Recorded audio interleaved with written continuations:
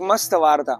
એક પરિવારમાં 25 વર્ષનો છોકરો જે આખો દિવસ નોકરીએ જાય છે, રાત્રે પાછો આવે છે. આખો દિવસનો કામ કરીને તો થાકી જાય છે અને આખો દિવસ મગજ પણ એનો ગરમ હોય છે, પણ રાત્રે પણ એનામાં ફેર પડતો નથી ને એવો રહે છે. પરિવારમાં લોકો સાથે ઝઘડે જ છે. હવે એના પિતાજી આ બધું જોઈ ગયા એટલે બીજે દિવસે રજા હતી તો દીકરાને કે તું કાલે મારી દુકાને આવજે. દુકાને ગયા, ધંધો કર્યો. ધંધામાં પણ મગજમારી તો હોય જ. બધી મગજમારી કરી અને સાંજે પાછા ફર્યા તો પિતા ત્યાં ઘરની બહાર એક ઝાડ છે, ત્યાં ઓટલા પર બેસી અને 5 મિનિટ ધ્યાન કર્યું અને શાંતિથી. પછી ફ્રેશ થઈ ગયા અને પછી અંદર ઘરમાં પ્રવેશ કરવા જતા હતા ત્યાં દીકરાએ ઉભા રાખ્યા કે તમે શું કર્યું, મને ખબર ન પડી.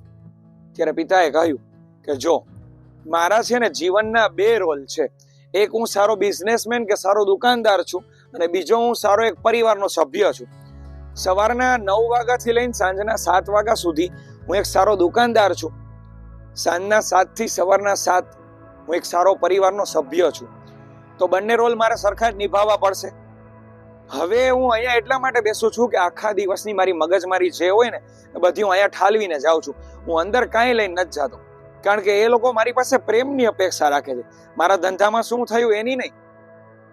તારામાં ને મારામાં આટલો જ ફરક છે.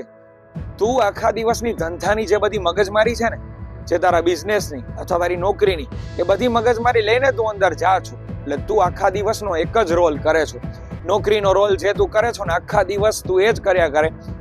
તારે ખરેખર પરિવારના સભ્ય તરીકેનો રોલ પણ હવે શરૂ કરવો પડશે. તું પણ દરરોજ મારી જેમ આ બેસ એટલે તું પણ શાંત થઈ જઈશ. પછી દીકરાએ પણ શરૂ કર્યું અને દીકરો પણ શાંત થઈ ગયો.